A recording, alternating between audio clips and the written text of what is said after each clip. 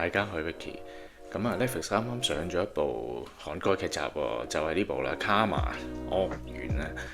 咁啊，其實咧，顧名思義咧，其實估到啊，即係講咩咧？即係講啲報應咯，係咪？咁啊，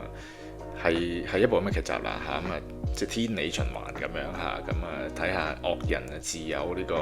惡報咁樣啦嚇。OK。咁啊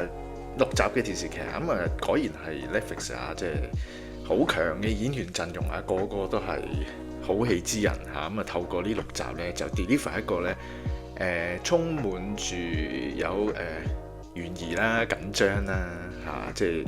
又有解謎啦嚇。咁啊，亦都係有扭橋嘅一部劇集嚟嘅。咁啊，睇完可以同大家分享下。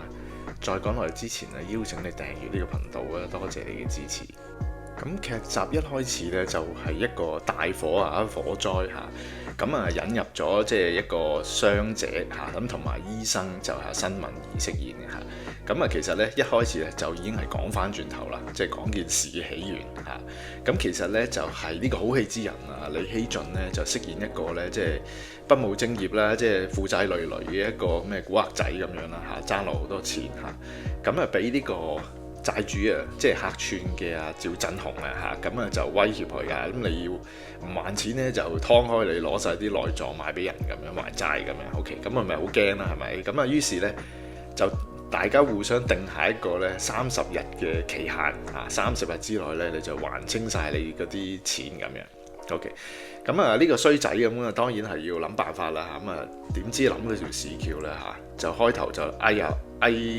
即係冇乜照顧、冇乜孝道嘅呢個仔呢，就揾阿爸幫手。咁阿爸梗係唔睬佢啦，係咪先？咁但係呢，就無意中呢，俾佢屋企抄下呢，就抄到老豆原來有份呢大額嘅人壽保險嚇，仲寫佢個名。OK，咁啊大家估到咩事啦嚇？咁啊於是呢個衰仔咪起咗一個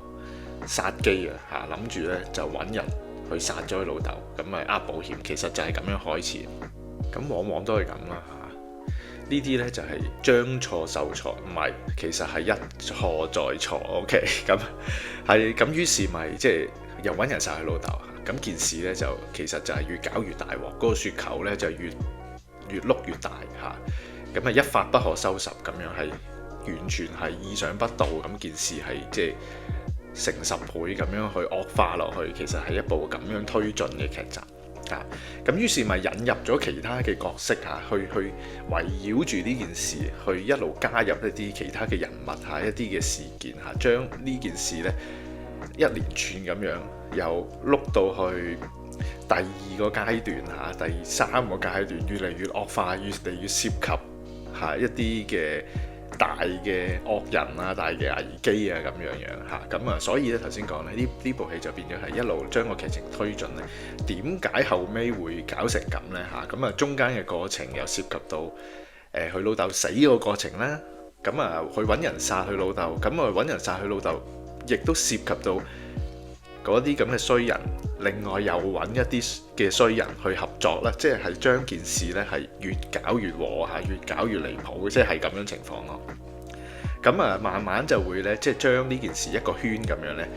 帶翻去開頭嚇，點解又涉及到阿新敏兒飾演呢個醫生呢？咁樣嚇，即係所有嘢呢，一環扣一環嚇，每個人呢又同另一個人呢，又係有嗰個關係咁樣嚇，咁啊於是最後咁係一個圈咁樣就翻去成個劇情，其實就係咁樣咯。咁頭先講過啦，即係呢一部劇呢，佢係好多明星做嘅嚇，即係每一個都獨當一面嘅演員嚇，咁但係亦都係裏邊呢啲好多機會俾佢哋去發揮佢嘅演技嚇。咁其實開頭呢個做衰仔嘅李熙俊咧本身佢演技已經好好啦，咁亦都好多大特寫佢嘅嚇，演出一啲即係精神啊情緒上一啲嘅變化係咪？咁啊後尾就係去到另一個間角啦，就係阿朴海秀嚇飾演嘅另一個嚇，專係即係又係古惑仔嚟嘅嚇，咁啊亦都係將呢件事呢就係搞到更加和咁樣嚇，即係一個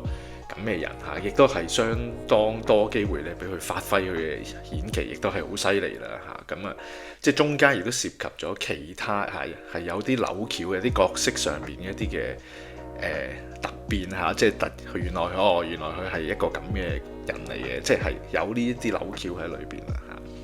咁成部劇呢，我覺得即係追看程度幾高嚇，幾得意嚇。咁亦都係，咁當然啦，你話係咪即係有唔合理呢？有講唔通嘅地方，其實係有嘅，我覺得嚇，即係有嘅。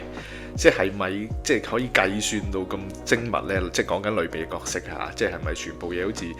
掌握之中呢？其實就係有少少即係做戲就做戲啦嚇，講古就唔好博古啦嚇，咁即係咁嘅情況啦。咁但係即係如果以你話我覺得呢啲啱啱好咯，即係6集嚇。我覺得6集嘅劇呢，我自己覺得我係即係見到係最開心嘅嚇。4集到6集，我覺得係即係令我最有意欲去開嚟睇嘅。其實嚇，即係8集至10集10幾集呢，其實即係如果 Netflix 咧都覺得佢係即係長咗少少嘅嚇，都有啲擔心嘅其實嚇。咁呢個長度啱好咯，咁亦都係即係我節奏啊各樣係 OK 咯，即係你係可以係好短時間就會睇晒嚇咁樣，咁就係一種咁嘅劇集嚇，咁係不妨一睇嘅，即係如果想睇下 OK 嘅，我覺得嚇就係有佢嘅娛樂性嘅係，咁所以呢，如果呢部劇呢5粒星滿分呢，我係會俾3粒星。